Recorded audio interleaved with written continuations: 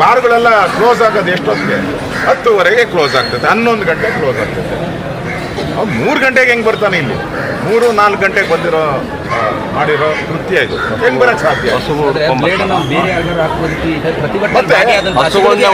ಇಲ್ಲಿ ಭಾಳ ಪ್ರಮುಖವಾಗಿ ಗಮನಿಸಬೇಕಾಗಿರೋದು ಕರ್ಣ ಯಾರಿದ್ದಾರೆ ಇಲ್ಲಿ ಅವತ್ತಿಂದನೂ ಈ ಆಸ್ಪತ್ರೆ ಸುಮಾರು 500 ಕೋಟಿಗೂ ಬೆಲೆ, 500 ಕೋಟಿ ಅಲ್ಲ 500 ಕೋಟಿಗೂ ಮೇಲೆ ಬೆಲೆ ಬಾಳುವಂಥ ಒಂದು ಜಾಗ ಇಲ್ಲಿ. ಅದು ಡಬಲ್ ರೋಡಲ್ಲಿ ದನದ ಆಸ್ಪತ್ರೆ, ಸುಮಾರು 3 ಎಕರೆ ದನದ ಆಸ್ಪತ್ರೆ, 4 ಎಕರೆ ದನದ ಆಸ್ಪತ್ರೆ. ಅದನ್ನು ಒಕ್ಬೋರ್ಡ್ ಅಂತ ಮಾಡ್ಬಿಟ್ಟು ಇಡೀ ಸಮುದಾಯ ಇರೋದು ಒಂದೇ ಆಸ್ಪತ್ರೆ. ಅಲ್ಲೆಲ್ಲ ಹಳ್ಳಿಗೆ ಒಂದು ಆಸ್ಪತ್ರೆ, ದನದ ಆಸ್ಪತ್ರೆ. ಇಲ್ಲಿ ಬೆಂಗಳೂರಲ್ಲಿ ದನದ ಆಸ್ಪತ್ರೆಗಳೇ ಇರೋದು ಕಡಿಮೆ. ದನ ಇರ್ಬೋದು, ಬೇರೆ ಬೇರೆ ಪಶುಗಳು. ಆದರೆ ಅದನ್ನೇ ಲೂಟಿ ಹೊಡೆಯುವಂಥದ್ದು, ಅದನ್ನೇ ಖಾತೆ ತಿದ್ದು ಮಾಡ್ಕೊಳ್ಬೋದು ಸಿದ್ದರಾಮಯ್ಯ. ಖಾತೆ ಕಂದಾಯ ಎಲ್ಲ ತಿದ್ದುಪಡಿ ಮಾಡಿ ಅದನ್ನು ವಕ್ಫ್ ಬೋರ್ಡ್ಗೆ ಕೊಡಬೇಕು. ಅದರ ವಿರುದ್ಧ ಹೋರಾಟ ಮಾಡೋದಲ್ಲಿ ಮುಂಚೂಣಿಯಲ್ಲಿದ್ದವನು ನಮ್ಮ ಕರ್ಣ.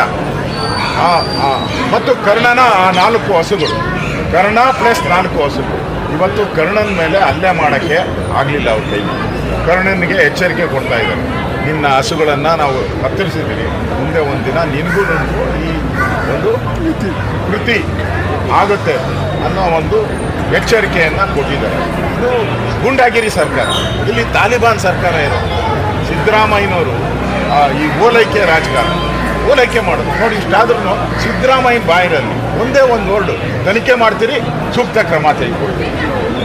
ಬೇರೆ ಏನಾಗಿದ್ರೆ, ಅದೇ ಮುಸಲ್ಮಾನರಿಗೆ ಏನಾಗಿದ್ರೆ ಪಂಚಾಯತ್ ಎತ್ಕೊಂಡು ಬಂದ್ಬಿಡ್ತಾ ಇದ್ರಿ. ಇವಾಗ ಯಾಕೆ ಬರ್ತಾ ಇಲ್ಲ ನೀವು? ಇವಾಗ ಯಾಕೆ ಬರ್ತಾ ಇಲ್ಲ?